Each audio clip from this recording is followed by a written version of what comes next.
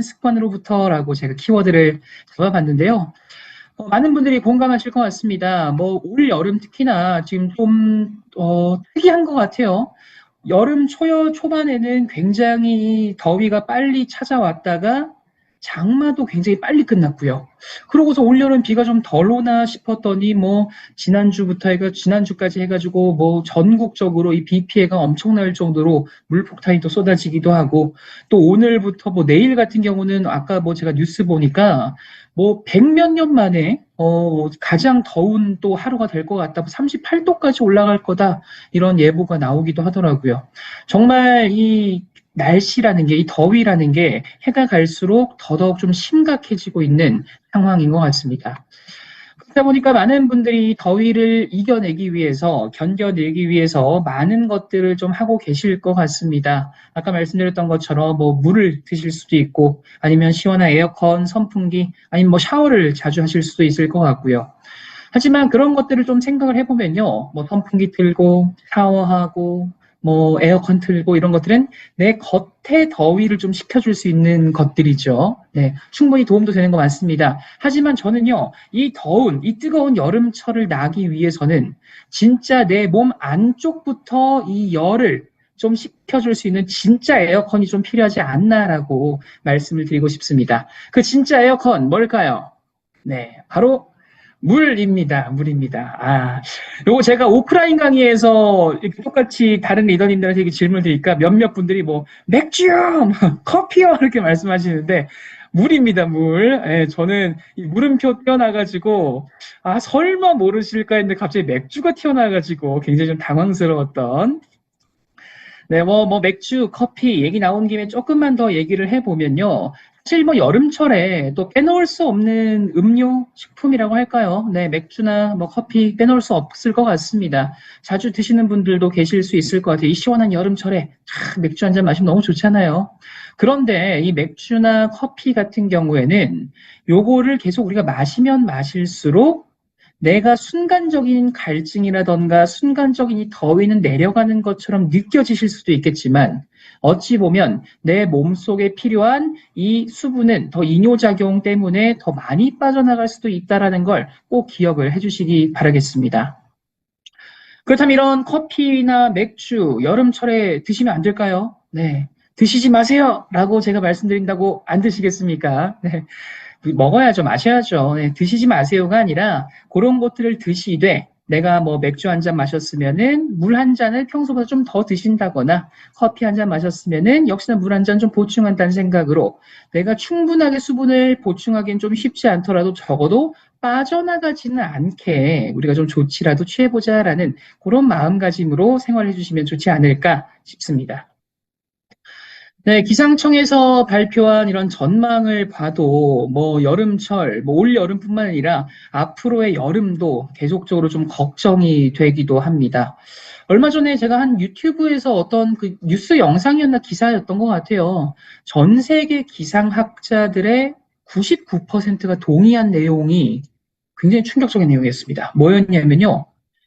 지금 올 여름이 우리가 앞으로 살아가는 여름 중에 가장 시원한 여름이 될 거다. 네. 충격적이죠. 우리나라 기상학자뿐만 아니라 이 전 세계 기상학자들의 99%가 동의를 했다는 겁니다. 이게 얼마나 좀 무서운 얘기인가요? 사실 뭐 작년도 굉장히 더웠고요. 재작년도 더웠고요. 올해는 뭐 말도 할 것 없이 지금 덥고요. 근데 지금이 가장 시원한 여름이래요. 네. 그렇기 때문에 우리의 이런 앞으로의 여름, 더더욱이 더위나 땀, 수분 배출 이런 것들을 신경을 쓰셔야 한다는 걸 꼭 말씀을 드리고 싶습니다. 저는 그래서 리더님들한테 이 얘기도 한번 해드리고 싶습니다. 우리가 뭐 정부 요새 뭐 안내 문자라고 하나요? 그 정부 안내 이런 거 많이 오죠. 노란 색깔 이렇게 해가지고 뭐 지금같이 더운 여름철에는 온열 질환 조심하세요. 뭐 요런 블라블라 요런 내용 많이 받으시죠? 거기서 항상 익숙하게 아마 보셨을 만한 질병, 단어는 일사병과 열사병이실 겁니다. 네, 그렇죠? 온열 질환의 좀 대표적인 질환들이죠. 그런데 이 일사병과 열사병의 차이도 뭔지 혹시 아십니까? 네. 어찌 보면 우리가 굉장히 예전부터 들어왔던 질병이죠. 여름철에는 일사병, 열사병 조심해야 돼. 굉장히 좀 호용해서 쓰기도 하고요. 그러다 보니까 뭐 저한테도 이 일사병과 열사병은 굉장히 좀 비슷한 느낌으로 다가왔었습니다. 그런데 저도 이번에 자료를 만들면서 공부를 해본 결과 일사병과 열사병은 엄연히 다르고 뭐냐에 따라서 이 조치 방법도 너무나 달라지더라라는 거예요. 그래서 리더님들도 오늘 이 강의를 통해서 일사병과 열사병 좀 쉽게 구분할 수 있는 방법을 제가 좀 말씀을 드리도록 하겠습니다. 일단 가장 쉽게 먼저 구분하는 방법은요. 이건 약간 넌센스입니다. 우리 숫자가 1과 10 중에 뭐가 더 큽니까? 네, 당연히 열이 더 크죠. 네. 그렇기 때문에 일사병에서 더 심해지면 열사병이다. 이렇게 일단 쉽게 이 개념은 좀 잡아주시면 좋을 것 같고요. 물론 한일 뭐 열십 이 숫자를 뜻하는 거 아닙니다. 그냥 넌센스 우리가 외우기 쉽게 구분하기 쉽게 좀 말씀을 드린 거고요. 이걸 조금 더 이제 학문적으로 구체적으로 보면요. 일사병의 경우는 우리가 흔히 좀 여름철에 더위 먹었어 이런 표현도 쓰는 분들도 계실 겁니다. 근데 그 증상이 더 심해진 증상이 일사병이다라고 생각을 하시면 좋을 것 같습니다. 일사병의 경우에는요, 우리가 덥다 보면요, 우리 몸에서 뭐가 나죠? 땀이 납니다. 네, 당연히 알고 계신 내용이죠. 근데 이 땀이 왜 날까요? 네, 왜 나는지도 알고 계시면 좋겠습니다. 날씨가 덥다 보면은 내 몸의 체온도 함께 올라갑니다. 내 몸이 뜨거워진다는 거죠. 우리 몸은요, 체온을 굉장히 엄격하게 조절을 합니다. 우리가 의식하지 못하더라도. 그렇기 때문에 내 몸의 체온이 올라가면은 내 몸은 내 몸 스스로 체온을 낮춰주기 위한 동작을 하게 됩니다. 그게 땀이 나는 겁니다. 땀이 나면서 체온이 좀 식혀지는 거죠. 마치 우리가 아플 때 가제수건 같은 거에 물 묻혀서 이마에 올리는 것처럼 비슷한 원리라고 보시면 됩니다. 1차적으로 지금 긴급한 게 내 몸의 체온을 낮춰줘야 되기 때문에 땀이 배출되는 것까지는 이해가 되는데 이 증상이 너무 심해지다 보면은 체온이 계속 떨어지지 않고 뙤약볕에 계속적으로 내가 있다 보면은 마냥 체온을 계속 식혀주기 위한 땀이 또 무한정 나지는 않을 수도 있겠죠. 그리고 땀이 난다는 건 결국 그 땀 어디 있던 거예요? 내 몸 안에 있던 수분이라는 겁니다. 내 몸 안에서 원래 제 역할을 해야 되던 수분과 전해질이 이 체온을 식혀주기 위해서 빠져나간 거다 보니까 체온은 식혀줄 수 있을지언정 내 몸속 기능이 조금씩 고장이 날 수 있다는 겁니다. 수분이 부족하다 보니까 머리도 어지럽고 핑 돌고 아프기도 하고 뭐 땀이 더 굉장히 심하게 나기도 하고 구토 증상이 나타나기도 하고 이런 것들이 일사병의 대표적인 증상인데요. 이런 증상을 혹시라도 좀 겪고 있다 또는 겪고 있는 분을 발견을 했다 하면은 바로 일단 그늘 쪽으로 좀 대피를 시켜주시고 물을 주시고 또는 뭐 전해질 음료를 주시면은 다행히도 일사병 정도까지는 우리가 좀 자가 조치가 가능하겠더라라고 말씀드릴 수 있겠습니다. 하지만 이런 일사병의 증상이 내가 지금 좀 느껴지는데도 뭐 바깥에서 근무를 해야 되는 분들이라던가 당장 내가 뭔가 자리 이동이 힘든 상황이 발생할 수도 있겠죠. 그렇게 이걸 조치를 취하지 않고 계속적으로 이 뙤약볕에 노출이 되다 보면은 더 심해지는 열사병까지 갈 수가 있겠습니다. 이 열사병 같은 경우는요, 이제 좀 심각 단계라고 보시면 되겠는데, 일종의 내 몸의 체온 조절할 수 있는 기능이 고장이 났다라고 보셔도 괜찮겠습니다. 고장이 나다 보니까 이제는 땀도 안 나요. 아까 땀이 제가 왜 난다 그랬죠? 체온을 낮춰주기 위해서라 그랬습니다. 근데 땀도 안 나다 보니까 이 체온은 계속적으로 오르고 40도 이상의 고열을 보일 수도 있고요. 이 체온이 급격하게 올라가게 되면요, 내 몸속의 기능들이 굉장히 많이 제 역할을 기능이 고장날 수가 있습니다. 이제는 뭐 구토 이런 증상을 넘어서서 의식을 잃을 수도 있는 상황에까지도 이를 수가 있고요. 피부도 굉장히 창백해질 수도 있고요. 막 경련, 이렇게 막 떨림이 생길 수도 있고요. 그래서 이런 열사병의 증상을 보이는 경우에는 그늘로 데리고 가서 뭐 물을 먹이고 이런 차원이 아닙니다. 이때부터는 이제 119를 바로 부르셔야 하는 그런 상황이다라는 걸 꼭 기억을 해주시기 바라겠습니다. 네, 제가 일사병과 열사병을 이렇게 좀 구분하는 법을 말씀드린 이유가 사실 우리가 일상생활을 하면서 일사병 조심하세요, 열사병 조심하세요 이런 안내 문자를 받더라도 솔직히 일사병이 뭐지, 열사병이 뭐지까지 알아보는 분들까지는 많지는 않으실 거라 생각이 들었어요. 하지만 여름철에 충분히 나 역시도 또는 내 가족도 겪을 수 있는 질환이기 때문에 우리가 적어도 이런 구분법 정도는 알고 또 많은 분들에게 전달을 해주는 게 도움이 되겠구나라는 생각이 들었습니다.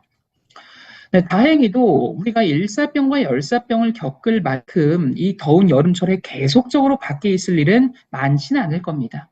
우리가 일상적으로 겪을 수 있는 여름철의 좀 증상이라 하면 아무래도 탈수 증상을 좀 빼놓을 수 없을 것 같은데요. 말 그대로 내 몸에서 물이 부족해지는 그런 상황, 상태를 말하는 겁니다. 그렇다면 내 몸속의 물은 내가 어느 정도가 좀 부족한지 어떻게 좀 판단할 수 있을까? 파악할 수 있을까? 요 얘기를 하면요. 내 몸이 보내는 신호를 통해서 지금 내 몸에 물이 좀 부족하구나라는 걸 우리는 좀 유추해 볼 수가 있겠는데요. 첫 번째가 바로 내가 앉아 있다가 일어나는 경우에 순간적으로 자꾸 핑 도는 분들. 네. 혹시 계십니까? 지금 거의 뭐 450분 가까이가 지금 들어와 계시는데 네, 그 계실 수도 있을 것 같아요. 우리 흔히들 기립성 저혈압이라고도 하죠.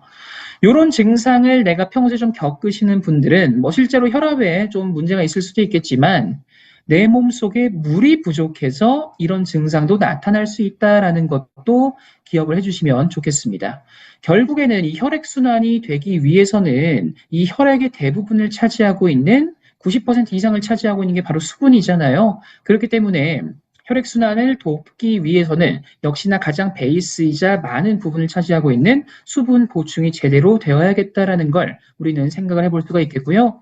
그 다음에 가만히 이렇게 앉아 있는데도 심장이 좀 콩닥콩닥콩닥 평소보다 더 뛴다라고 증상이 나타날 때도 우리가 지금 내 몸속에 수분이 좀 부족하구나라는 걸 생각을 해볼 수가 있겠습니다. 말 그대로 심장이 더 빨리 뛴다라는 것 자체가 지금 내 몸에 피를, 혈액을 더 많이 심장에 공급하기 위해서 뛰는 거잖아요. 그렇기 때문에 역시나 혈액의 대부분을 차지하고 있는 수분 보충을 해줌으로써 우리가 개선을 좀 기대해 볼 수 있다라는 겁니다. 다음으로 수분이 우리 몸에서 하는 중요한 또 역할 중에 하나가 바로 노폐물 배설이죠.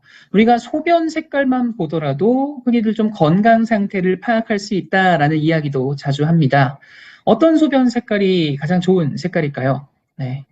흔히들 좀 레몬 색깔이라고도 표현을 하기도 하죠. 너무 진하지도 않고 또 너무 묽지도 않은 예쁜 이런 노란 색깔을 띠는 게 가장 좋은 상태다라고 말을 할 수 있겠는데 유난히 뭔가 요즘 들어서 소변 색깔이 진한 노란색이 나온다던가 아니면 소변을 보고 나서 약간 좀 찌릿내도 함께 올라온다던가 그런 것들을 발견을 하셨을 때는 지금 뭔가 내 몸속에 일단 1차적으로는 물이 많이 좀 부족하구나라는 걸 생각을 하시고 수분 보충을 더 해주실 필요가 있겠습니다.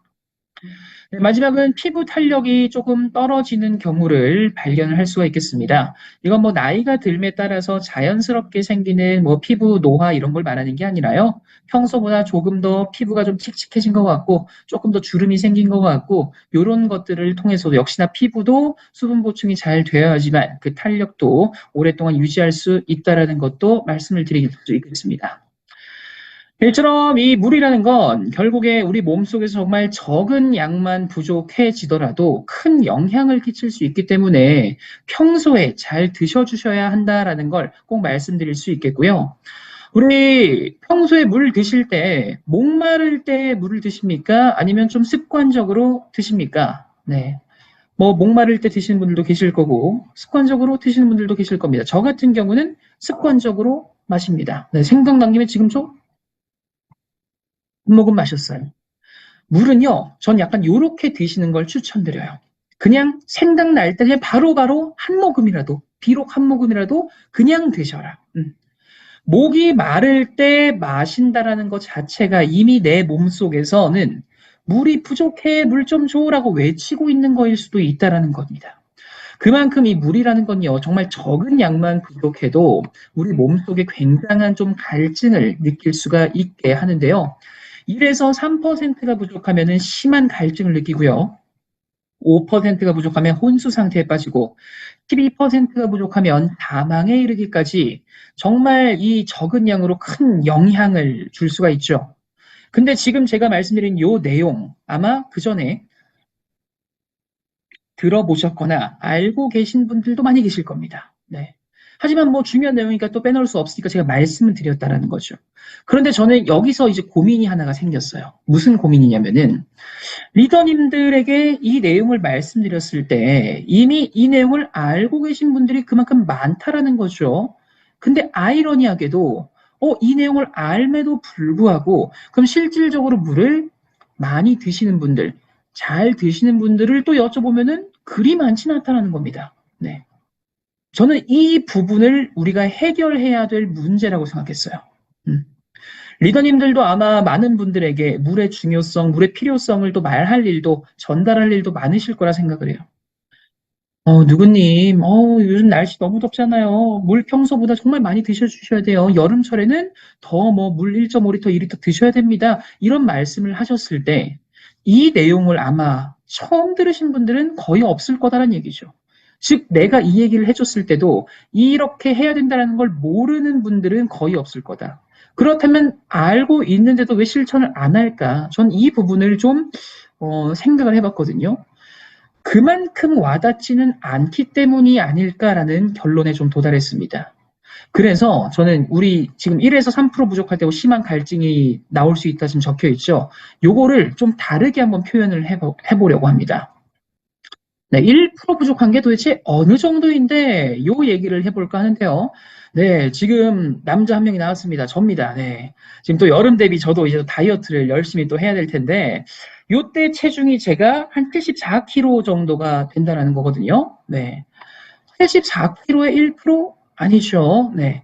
74kg라는 건 제 체중이고 보통 성인 남자의 경우는 한 60% 정도가 수분으로 이루어져 있다라고 합니다. 그럼 74%, 60% 정도인 50, 대략 2kg 정도가 제 몸속에는 지금 수분으로 이루어져 있겠구나라는 걸 좀 우리는 생각을 해볼 수가 있겠고요. 여기에 1%가 이제 우리가 궁금한 그 답이다라는 겁니다. 52kg의 1%는 몇 밀리리터일까요? 네. 대략 520ml 정도가 된다는 겁니다. 1%만 부족해도 우리 몸은 심한 갈증을 느낄 수 있습니다. 와, 500ml만 부족해도 우리 몸은 심한 갈증을 느낍니다. 라고 말하는 것 중에 뭐가 조금 더 우와, 마셔야겠다는 생각이 드십니까? 아마 후자인 경우가 더 많으실 것 같아요. 왜냐면요, 1%라 그러면은 바로 딱 감이 오지 않다 보니까 내 체중에 맞게 요거를 실질적으로 좀 계산을 해보시면은, 와, 500ml면 뭐 이거 생수병 한 병만 정도만 부족해도 내 몸이 정말 이렇게 갈증 상태에 나타날 수 있다고? 야, 물 좀 마셔야겠네, 라는 생각이 들 수가 있을 거라는 생각이 듭니다. 그래서 리더님들도요, 이 물의 필요성을 전달하실 일이 있으실 때, 누구님, 뭐 1%만 부족해도 이렇게 말씀하시기보다는, 1%만 부족해도 우리 몸이 굉장히 심한 갈증을 느낀다라고 하더라고요. 저랑 같이 누구님은 1%가 몇 밀리리터 정도인지 한번 계산해 볼까요? 저는 대략 뭐 한 400ml 정도 되더라고요. 뭐 이렇게도 우리가 말을 해볼 수가 있겠죠. 이런 식으로 이 물이 정말로 자주 마셔야 한다라는 그 생각이 들 수 있도록 우리는 좀 전달할 필요가 있다라는 생각이 듭니다. 이처럼 더운 여름철일수록 이 꾸준한 수분 섭취가 더더욱 중요해진다라는 걸 좀 말씀을 드리겠고요. 우리가 이제 이 물을 왜 마셔야 하는지가 이해가 갔으니까 이제 그렇다면 어떤 물을 마셔야 하나 요 얘기도 잠깐 해보도록 하겠습니다. 어떤 물을 마셔야 할까요? 사실 이 물이란 게 또 꼭지만 열면 마음만 먹으면 사실 구할 수 있는 방법은 굉장히 다양하다라는 겁니다. 그렇다고 아무 물이나 마셔서는 안 되겠죠. 네. 내 몸에 필요한, 내 몸의 건강에 도움을 줄 수 있는 그런 물을 드셔야 할 겁니다. 그런 면에 있어서 저는 이 물 속의 미네랄이 정말 중요하다라고 말씀을 드리고 싶습니다. 특히나 여름철에는요. 왜냐면요. 아까 우리가 덥다 보면은 몸에서 땀이 난다라고 했죠. 이 땀이 날 때는 땀만, 즉 수분만 빠지는 게 아니라 내 몸속에 있는 전해질도 함께 빠져나갑니다. 우리가 요새 막 땀 흘릴 때 약간 좀 이렇게 먹으면 좀 짠맛 날 때도 있죠. 결국 나트륨도 함께 빠져나가기 때문이거든요. 네. 그렇기 때문에 이런 여름철일수록 수분 배출이 많은 계절일수록 미네랄이 풍부한 물을 드셔야 한다는 겁니다. 물속의 미네랄 다양하게 있습니다. 뭐 칼슘도 있고요, 마그네슘도 있고요, 나트륨도 있고요. 나트륨과 와가 항상 얘기해드려. 있고, 네, 그럼, 나트륨과 세트로 다니는 칼륨도 있겠습니다. 이처럼 다양한 미네랄, 물속에 있는 미네랄 섭취가 필요한 이유 잘 정리된 영상이 있어서 잠깐 보고 넘어가도록 하겠습니다. 하나 더 기억을 해두셔야 할 게 있습니다. 네. 이 미네랄이라고 하는 영양소는 체내에서는 절대 스스로 만들어내지 못하기 때문에 어머. 반드시 이제 외부에서 음식으로 섭취를 해야만 내가 충족을 할 수가 있습니다. 네. 하지만 이제 현대인들은 대부분이 미네랄 부족 속에 살고 있는데요. 자, 이렇게 현대인들이 미네랄이 부족한 이유, 바로 첫 번째가 미네랄이 많이 들어있는 자연식품보다는 정제되고 인스턴트 식품을 너무 많이 먹는데 그 첫 번째 이유가 있고요. 근데 미네랄을 제대로 섭취하는 방법부터 일단 배워봐야겠는데요. 좀 더 쉽고 빠르게, 저희가 이거 좋아하거든요. 쉽고 빠르게 네. 미네랄을 섭취하는 방법이 있을까요? 아주 간단한 방법이 있습니다. 네. 바로 물입니다. 예? 물이요? 네, 물? 매일 마시는 아, 여기 지금 우리 다 갖고 있는 거잖아요. 맹물이요, 맹물? 미네랄은 보통 과일이나 채소 그리고 물을 통해서 섭취하게 되는데요. 우리가 물을 마시면 30분 이내에 몸 곳곳에 퍼지면서 영향을 주게 돼요. 이때 물속의 미네랄이 혈관을 타고 들어가 대사 과정의 촉매제 역할을 하게 되는데요. 먹는 물에 존재하는 미네랄은 흡수 속도도 빠르고 다양한 성분을 골고루 섭취할 수 있어서 다른 식품으로는 대체할 수 없다는 세계보건기구의 발표도 있어요. 네, 지금 영상 보신 것처럼 이 마지막 멘트가 굉장히 또 중요하다라고 말씀드릴 수 있겠습니다. 이 물속의 미네랄은 일단 우리가 물을 섭취했을 때 굉장히 빠르게 흡수가 가능하기 때문에 중요하겠고요. 그 다음에 물속엔 다양한 미네랄이 또 녹아있을 수 있기 때문에 이런 더운 여름철일수록 물속 미네랄이 더 중요하다라는 걸 우리 좀 생각을 해볼 수가 있었습니다. 이런 미네랄만큼 여름철에 또 신경을 쓰셔야 하는 게 바로 세균입니다. 네. 여름철 하면 또 항상 따라오는 키워드 중에 하나가 식중독 조심하세요. 이런 것들도 항상 따라오죠. 결국에는 이 세균 관리를 잘 해주셔야 할 텐데, 우리가 세균과 항상 좀 세트로 우리가 좀 익숙하게 말씀하시는 것 중에 하나가 바이러스일 거란 생각도 듭니다. 그렇다면 세균과 바이러스는 어떤 차이가 좀 있는지 아시나요? 네. 좀 쉽게 먼저 말씀드리면은, 세균의 경우는 얘 혼자서도 살아갈 수 있더라. 혼자서도 증식도 하고 뭔가 혼자서도 살아갈 수 있고요.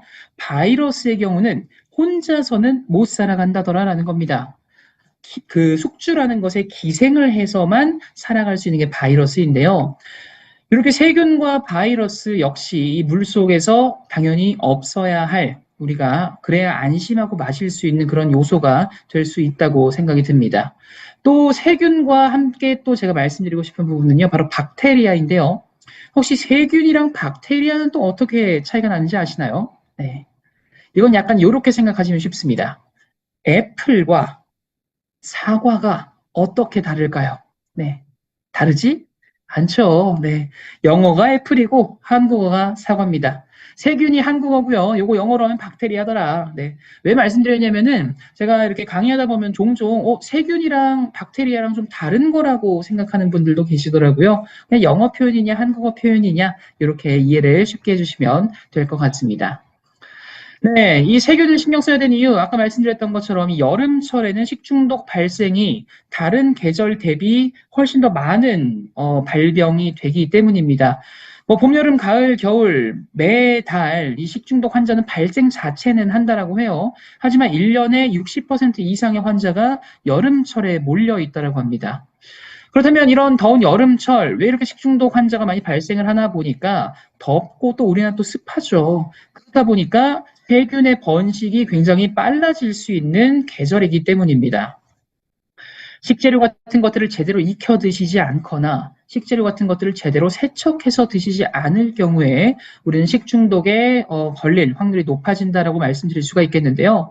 저는 오늘 식중독 얘기를 할 건 아니니까 너무 깊게 들어가지는 않을 거고, 지금 우리가 좀 집중하셨으면 하는 부분은요, 오른쪽 아래 보시면은 지금 제대로 세척하지 않고 섭취했을 경우 이런 내용이 있습니다. 요걸 한번 우린 좀 집중을 해보시면 좋을 것 같아요.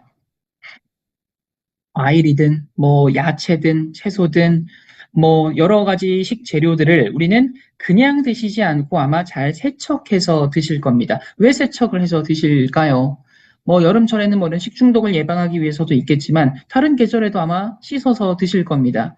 결국에는 그냥 먹기에는 내가 조금 걱정이 돼서 신경 쓰여서가 그 이유겠죠. 결국엔 내가 좀 안심하고 먹을 수 있게 하기 위해서일 겁니다. 그렇기 때문에 우리는 이런 씻는 과정도 굉장히 중요한데 어떤 물로 씻냐, 즉 안심할 수 있는 물로 씻을 수 있냐도 우리는 생각을 해볼 필요가 있다라는 걸 그걸 좀 말씀을 드리고 싶고요. 그래서 이런 식중독에 걸리게 되면은 다양한 증상을 또 나타낼 수가 있습니다. 설사부터 뭐 복통, 구토, 여러 이런 증상들의 공통점이 혹시 보이시나요?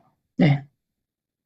내 몸에서 수분이 빠져나가는 것들입니다.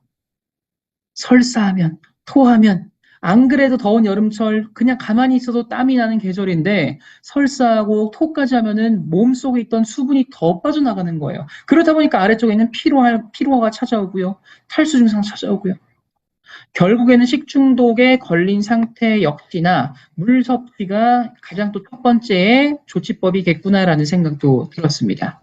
이런 식중독을 예방하기 위해서는 다양한 이런 예방법도 있으니까 뭐 손 잘 씻어주시고 익혀 드시고 뭐 조리도 같은 거 구분해 주시고 이런 것들도 잘 지켜주셔서 올 한 해 여름 이런 증상 없이 잘 나을 수 있는 그런 여름이 되시기 바라겠습니다. 네, 이처럼 더운 여름철일수록 이 물속 박테리아, 세균 관리 잘 해주셔야 한다는 거 말씀드리면서 그렇다면 우리는 이제 제품 이야기를 좀 해볼까 합니다.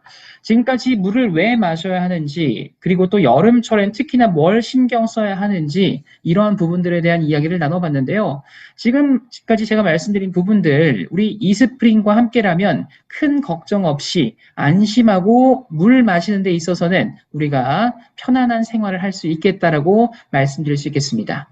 7월 정말 여름의 절정이 다가오는 그런 7, 8월이다 보니까 저는 이 스프링을 혹시 전달할 일이 있으실 때는 이렇게 한번 전달해 보시면 좋을 것 같습니다. 바로 아메이 헬시 홈과 UVC LED 기술입니다. 사실 이 홈택의 이스프링이라는 제품은 뭐 여러 가지 정수기 제품이 있는 게 아니라 단일 제품이다 보니까 작년에 출시가 되고 나서 제품 공부도 많이 하셨을 거고 제품 뭐 강의도 많이 들으셨을 거고 직접 사용하시거나 뭐 전달한 분들도 많이 계실 거란 생각이 들어요. 그래서 제품에 대한 완전히 그 기능을 다시 한번 다 정리해드린다기보다도 여름철에 맞춰서 제품을 전달한다라고 생각을 했을 때 이 다양한 특장점들 중에서 어떤 것들을 조금 더 강조했을 때 많은 분들에게 좀 더 어필이 될까, 좀 더 재밌는 설명이 될까, 이 부분을 전 이번 달 교육엔 좀 집중을 해봤습니다. 그렇게 선정을 한 게 바로 아메이 헬시 홈과 UVC LED라는 건데요. 일단 아메이 헬시 홈 이야기부터 해보도록 하겠습니다. 지금 굉장히 많은 지금 리더님들이 지금 교육을 듣고 계시는 거의 500분 가까이 계시는데 혹시 뉴 이스프링을 쓴다 하시는 분 지금 뭐 카메라 켜신 분도 제가 좀 보고 있고요. 손 한번 들어주실까요? 뭐 황영림 리더님, 임미선 리더님, 김병태 리더님, 네 박혜인 리더님, 예, 정말 많은 분들이 손 들어주시고 이미 사용하고 계신 것 같습니다. 네, 그럼 다시 한번 좀 여쭤보고 싶습니다. 뉴 이스프링을 사용하시는 분들 중에 나는 아메이 헬시 홈 어플도 주기적으로 좀 보는 편이다도 손 들어볼까요? 네. 임미선 리더님, 황영민 리더님, 좋습니다. 김병태 리더님도, 손들 그래도 생각보다 많이 들어주시는 것 같습니다. 네, 오미영 리더님도 손 들어주셨고요. 왜 여쭤봤냐면요, 저는 꼭 쓰셨으면 좋겠어요. 뉴 이스프링을 지금 쓰고 계신 분들이라면은. 왜냐면요, 이 아메이 헬시 홈이라는 어플이 뭔가 이것만으로, 이 어플만으로 이 스프링을 막 선택해야겠다, 집에 놔야겠다라는 것까지 가진 않습니다. 물론 어플 하나만으로는. 근데요, 저는 이 아메이 헬시 홈이라는 어플이 제품을 이야기하는데 이 분위기 조성이라고 할까요? 아이스 브레이킹용으로는 참 좋은 소재라고 생각해요. 왜 그런지 조금 더 이야기 나눠보도록 하겠습니다. 이 아메이 헬시 홈이라는 어플을 물일기장이라고 평소에 좀 표현하는 편입니다. 물일기장. 물일기장이 무슨 말인가 봤을 때 리더님들 혹시 일기 쓰시는 분들 계십니까? 네. 뭐 지금 쓰시는 분들도 계실 거고, 아니면 예전에도 한두 번은 분명히 써보셨을 겁니다. 우리가 일기라는 걸 왜 쓸까요?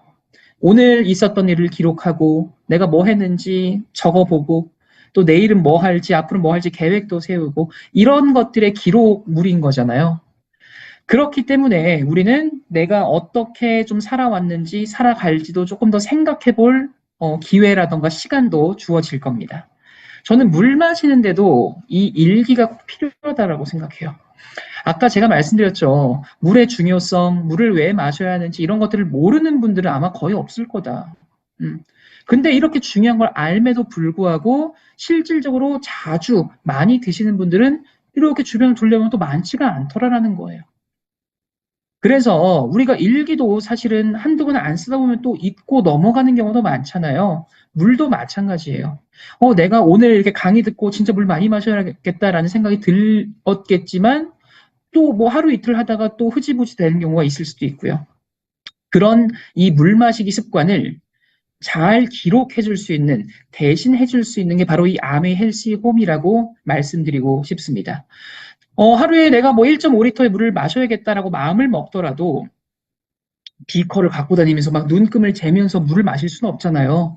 그렇기 때문에 물은 그냥 평소처럼 편하게 많이 드십시오. 물을 얼마나 드셨는지는 이 어플이 대신 기록을 해줄 거예요. 대신 일기를 써줄 거예요. 지금 보시면 오늘 하루 마신 양도 이렇게 표시가 되고요. 일주일치 얼마나 마셨는지 사용량도 체크를 할 수 있고요. 그리고 지금 보시면 이 제품의 필터 효율이 얼마나 남았는지 이런 것들도 확인할 수가 있고요. 그리고 이 제품에 대한 궁금증이나 이런 것들이 있으시면은 영상이라던가 이런 FAQ도 확인할 수가 있습니다. 이 어플 하나만 있으면요, 저희 아메이 이스프링 정수기는 단순히 물만 깨끗하게 나오는 게 아니라 건강한 물 마시기 습관까지도 함께 좀 기를 수 있는 그런 서비스를 제공하고 있습니다. 이렇게 한번 전달해 보시면 어떨까요? 저는 충분히 정수기라는 게 사실 우리가 그냥 레버 돌려서 물만 나오고 이런 걸로만 그런 제품으로만 생각을 했었는데 생각보다 뭐 표시되는 것도 많고 체크가 되는 것도 많네 라는 생각이 들 수 있을 거라고 생각이 들거든요. 우리가 이렇게 근데 말할 수 있기 위해서는 결국에는 내가 써봐야지 안내해 드릴 수 있을 겁니다. 그래서 뉴이스프링 사용 중이신데 혹시 아직 아메이 헬시 홈 어플 안 까신 분들은 꼭 설치 한번 해보시는 걸 강력 추천드리겠고요. 나는 아직 뉴이스프링 없어 하시는 분들 중에서 나는 그래도 앰모스피어 스카이 공기청정기를 쓰고 있어 하는 분들 역시나 이 아메이 헬시 홈으로 연동할 수 있습니다. 요건 나중에 또 이제 가을 됐을 때 공기청정 이야기할 때 어떻게 활용을 하면 좋을지도 제가 나중에 또 말씀을 드리도록 하겠습니다.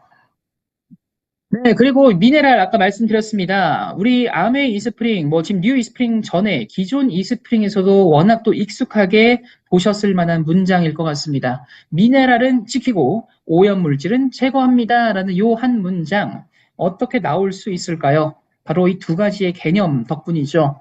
여과와 흡착을 동시하는 이 듀얼 액션 시스템이 적용됐기 때문입니다. 여과라는 건 말 그대로 물리적인 거름이죠. 이 필터 구멍보다, 필터 기공 사이즈보다 큰 것들은 물리적으로 통과를 못하니까 걸러지고요. 이 기공보다 조금 작은 물질들의 경우는 걸러지지 않고 필터에 붙어버리는 흡착이라는 과정이 이어집니다. 그렇기 때문에 물리적인 거름과 흡착을 통해서 미네랄은 통과를 시켜서 살릴 수 있고 오염물질은 걸릴 수 있는, 즉 미네랄은 지키고 오염물질은 제거합니다라는 이 한 문장이 탄생할 수가 있었다라는 거죠. 아까 제가 여름철에는 이런 미네랄의 중요성 더더욱 중요해진다라고 말씀드렸기 때문에 이런 계절일수록 이 아메이의 이스프링의 미네랄 워터는 더더욱 강조가 되고 중요해질 것 같다라고 생각이 듭니다. 그리고 여름철에 특히나 또 말씀하시면 좋을 게 바로 이 NSF에서 세계 최초로 인증받은 UVC LED 기술입니다. UVC LED 기술, 여름철에 아까 제가 세균 걱정 우리가 안 해야 되겠다라고 말씀드렸죠. 그렇기 위해서 얼마나 많은 것들이 비활성화될 수 있는지를 꼭 보셔야 하겠습니다.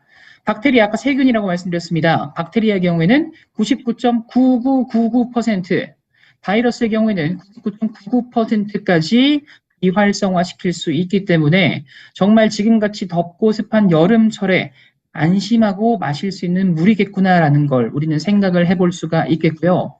이처럼 거의 완벽에 가까운 비활성화를 할 수 있었던 이유는요, 바로 이 UVC LED가 갖고 있는 파장에 그 해답이 있습니다.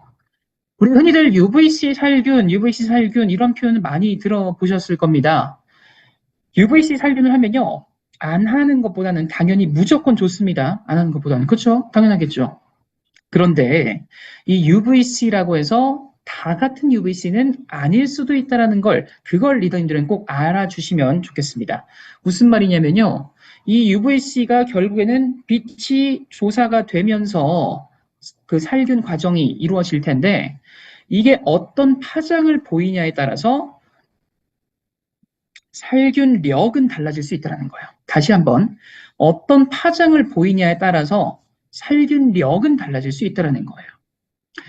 여기서 지금 그래프를 제가 이렇게 화면에 띄워놨는데, 가장 높이 솟아있는 이 가운데 파장 265나노미터입니다.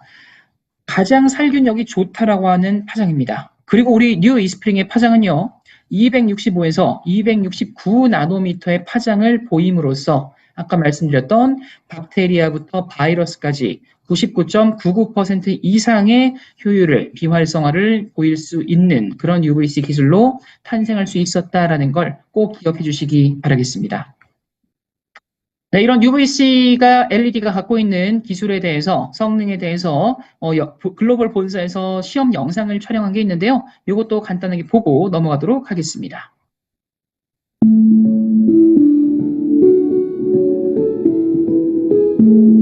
네, 3개의 시험체가 나올 거고요. 하나는 아예 정수하지 않은 그냥 물, 하나는 카본 필터만 진한 물, 하나는 UVC까지 진한 물입니다. 시간의 흐름에 따라서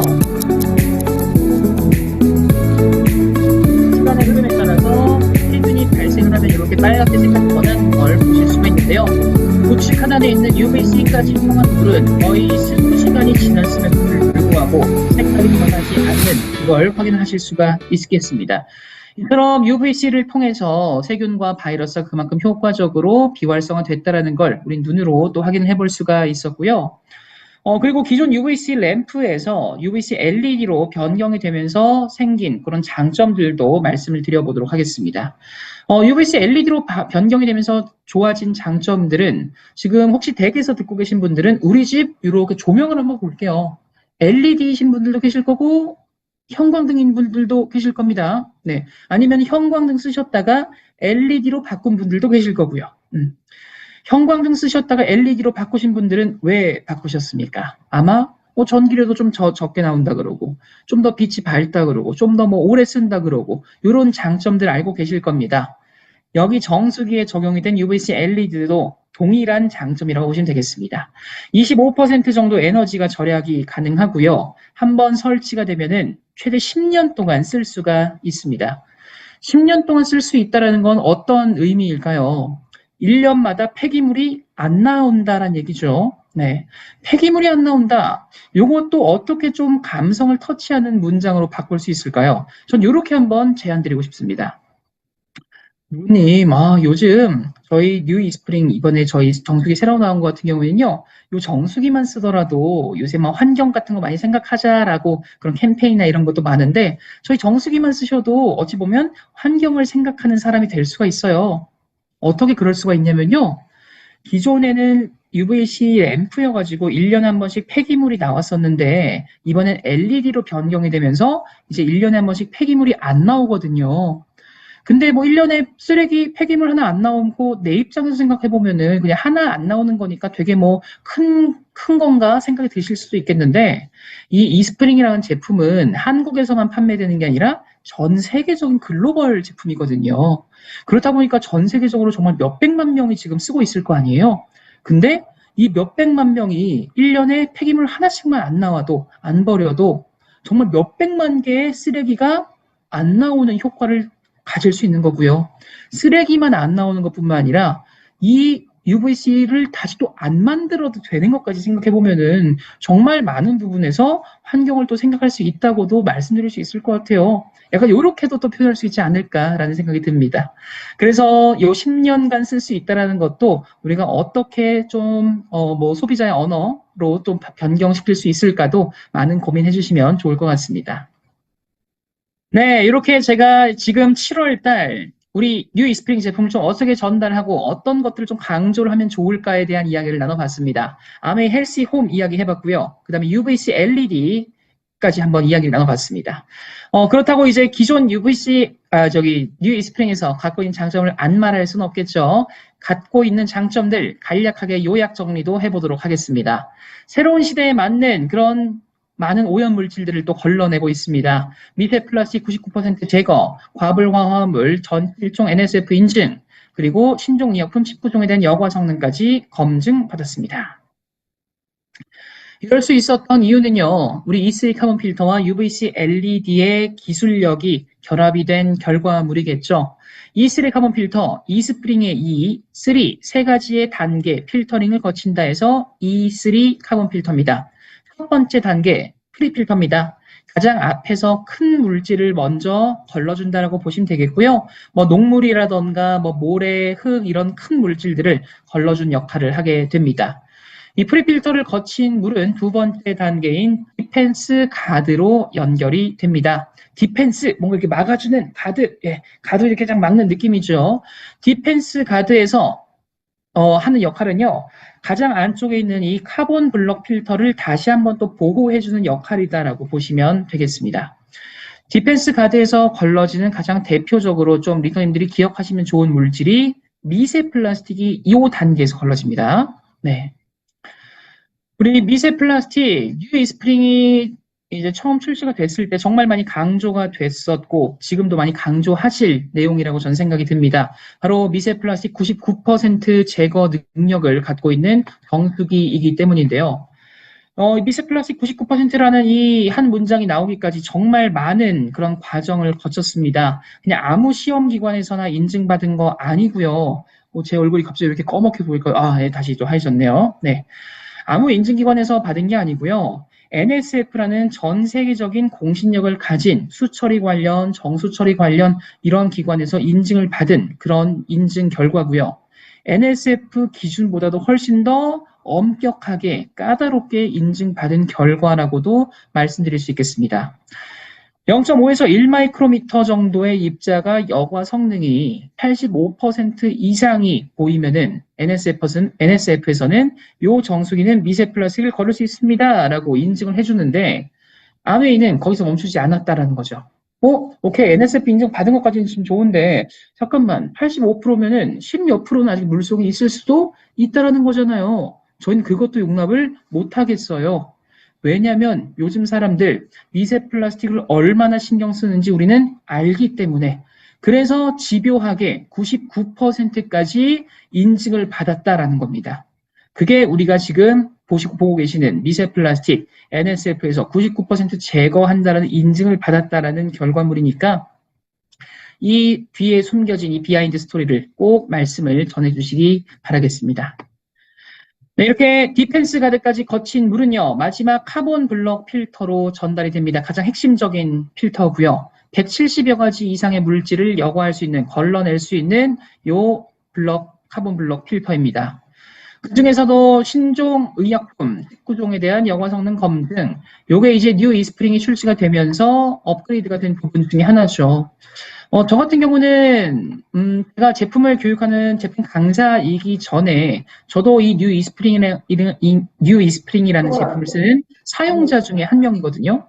그렇기 때문에 저도 이 우리 제품에서 좋아하는 부분이 있다는 거죠. 강사로서가 아니라 사용자로서 아이의 아빠로서 좋아하는 부분이 전 요 부분입니다. 바로 항생제 성분도 걸러낼 수 있다는 요 능력, 요 기능. 네. 왜냐면 제 딸이 지금 이제 34개월이거든요. 아직 애기죠. 애기다 보니까 자주 아파요. 콧물도 자주 나고 감기도 자주 걸리고 지금도 여름인데도 감기 걸려가지고 어저께 퇴근하고 병원 데리고 갔다 왔는데 이렇게 이제 애기한테 약을 먹이다 보면은 증상이 심할 때는 항생제를 처방을 받을 때도 있잖아요. 그렇다 보면은 이제 처방해주는 의사 선생님도 되도록 처방 안 하려고 하고, 또 항생제를 먹이는 이제 아빠도 좀 미안하기도 하고, 이런 마음이 드는데, 애기한테 이렇게 물약을 먹이고 나서 그 약통을 또 설거지를 해야 되는데, 의도하지 않더라도 어쨌든 설거지를 하면은 조금이라도 남은 것들이 좀 싱크대든 어디든 흘러 들어가겠죠. 이렇게 들어가는 것들도 있을 거고, 아니면 우리가 뭐 남은 약들을 버릴 일이 있으실 때, 그럴 때 우리가 뭐 쓰레기통이라던가, 뭐 싱크대, 변기통에 버릴 일도 있으실 거고요. 물론 그렇게 하면 안 되긴 하지만, 약국에 갖다 줘야 되긴 하지만, 일반적으로 그렇게 하는 분들도 많이 계실 거란 생각이 듭니다.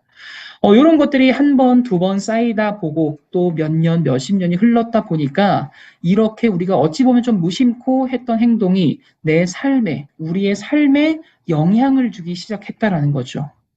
그래서 막 가끔씩 기사 같은 것 때문에 뭐 어떤 뭐 강에서 뭐 항생제 성분이 검출이 됐다더라. 뭐 이탈리아에선 옛날에 무슨 마약 성분이 뭐 하천에서 검출이 됐다. 막 이런 뉴스가 나오기도 했고요.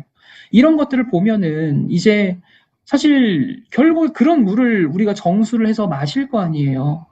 물속에 당연히 없어야 하는 물질인데 혹시라도 있으면 어떡하지라는 이 걱정이 되는 순간 매일매일 마셔야 되는 물을 마시는 이 행위 자체가 좀 걱정이 되는 순간이 될 수 있다라고 저는 생각을 했거든요. 특히나 아이들은 더 물을 많이 마셔야 하기도 하고요. 그런데 우리 뉴이스프링 같은 경우에는 저 같은 사람들의 걱정을 좀 덜어낼 수 있는 이런 항생제 성분부터 지금 오른쪽에 있는 향정신성 의약품 대사물, 이름도 어렵죠. 이게 결국 마약성 물질을 말하는 거예요.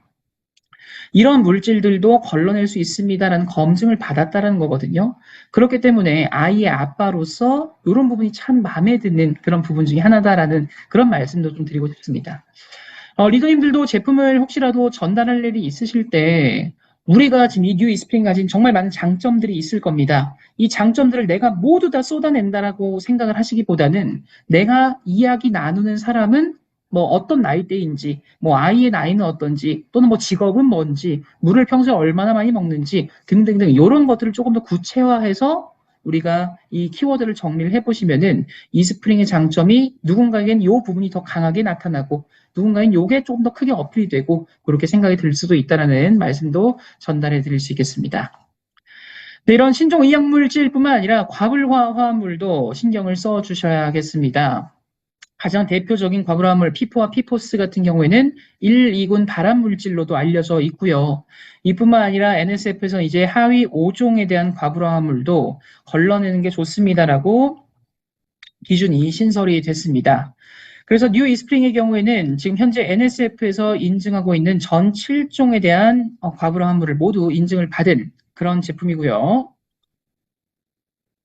네, 지금 계속 제가 말씀드렸던 NSF 이야기도 또 빼놓을 수 없을 것 같습니다. 저는 이 NSF에 대한 이야기를 이렇게 좀 항상 좀 표현하는 편입니다. 리더님들 평소에 맛집 검색 많이 하십니까? 네, 맛집 검색 안 하는 분들 안 계실 것 같아요. 어떤 뭐 동네를 가거나 어떤 뭐 여행을 가거나 여기 뭐 동네 맛집 뭐 부산 맛집, 부천 맛집, 인천 맛집 검색을 하실 텐데 왜 우리는 맛집 검색을 할까요? 맛있는 집 가려고. 네, 되게 단순한 이유죠. 맛있는 집 가려고. 이걸 조금 더 그 속내를 들여다보면 어떨까요? 맛있는 집 간다라는 그 생각 자체가 결국에 내가 좀 실패하지 않기 위해서, 조금 더 검증이 된 곳에 가기 위해서 우리는 검색을 한다는 거죠. 근데 그렇게 상위에 노출이 된 그 맛집 중에서 미슐랭 마크까지 있는 집이 있다고 생각해 보십시오. 와, 생각만 해도 벌써 가고 싶습니다. 전 정수기도 똑같다라고 생각해요. 정수기가 정말 수많은 정수기가 있잖아요. 근데 우리가 이 수많은 맛집들, 식당들을 다 일일이 못 가보니까 맛집 검색을 하는 것처럼 정수기도 이 수많은 제품들을 어떻게 뭐 다 써봐요. 못 써보죠. 그렇다 보니까 우리는 검색을 하고 찾아보고 뭔가 믿을 만한 거리가 있는 걸 찾고 있는다는 겁니다. 그런 면에 있어서 식당에 미슐랭 마크가 붙어 있으면 우리가 우와 소리가 나오는 것처럼 정수기는 NSF가 그런 기관이다라는 거예요. 한국에서뿐만 아니라 미국이든 일본이든 뭐 중국이든 전 세계적으로 이런 NSF라는 공신력은 워낙 인정을 받고 공신력이 있는 기관이다 보니까 정수기에 NSF라는 이 인증이 있는 것만으로도 정말 많은 것들이 증명이 된다는 거예요. 그 NSF가 얼마나 받기가 힘든 과정인지 그 장표만 보셔도 쉽게 공감이 가실 겁니다. NSF 인증을 받기 위해서는요, 일단 NSF에 신청을 해야 될 거고요. 서류와 제품을 제출을 하고, 또 거기 NSF에서 자체적으로 그 제품을 테스트를 하고, 또 이 제품이 만들어진 공장을 실사를 가기도 하고, 또 이런 인증을 승인을 해주고 나서 평생 인증을 받는 게 아니라 요걸 사후 관리 매년 불시에 점검을 나오기도 하고, 이런 것들을 매년 거쳐야지 통과해서 받을 수 있는 게 NSF 인증이라는 거예요. 그리고 우리는 그 NSF를 하나만 받은 것도 아니고 4개의 과정에 대해서 4개의 항목에 대해서 인증을 받았다라는 겁니다. 42항목, 53항목, 55B 항목, 401 항목이죠. 각각의 항목에 의미하는 것들은 모두 다릅니다. 42항목의 경우는 가장 기본적인 기능, 맛이나 냄새, 재료의 안전성 이런 것들을 검사하는 능력이고요. 53항목 같은 경우에는 우리가 전통적으로 좀 신경을 쓰는 오염 물질들에 대한 인증이고요. 55B 같은 경우에는 아까 우리 UVC 이야기 나눴었죠. 살균력에 대한 이야기고요.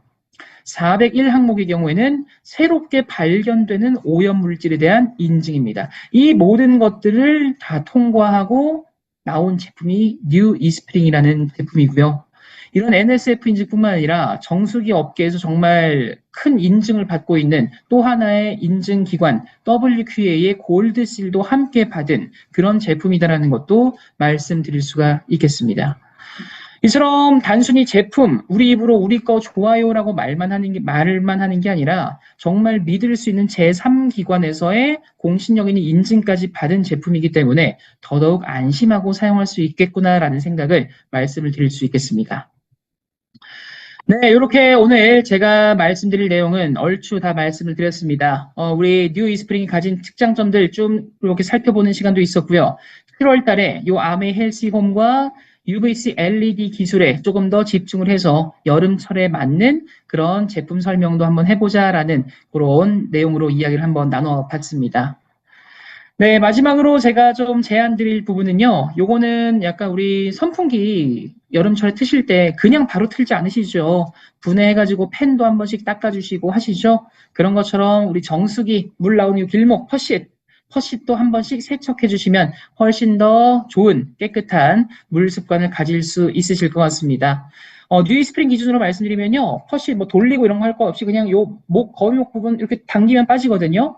요거 식초물에 한 시간 정도 담가만 놓으세요. 다른 집안일 하시다가 그냥 물로 한번 헹궈주시고 다시 끼워만 주시면 됩니다. 어렵지 않거든요. 그렇기 때문에 본사에서 권장하는 건 3개월에 한 번씩이지만 막상 또 여쭤보니까 3개월마다 하시는 분들은 많지는 않으시더라고요. 네, 그래도 우리가 여름철에 이렇게 좀 선풍기 팬 한번 닦아주는 그런 것처럼 정수기도 애정을 갖고 우리 가족에게 건강한 물을 주는 제품이니까 한 번씩 관리를 해주자라는 것도 말씀드리면서 오늘 교육은 이렇게 좀 마무리를 지을까 합니다.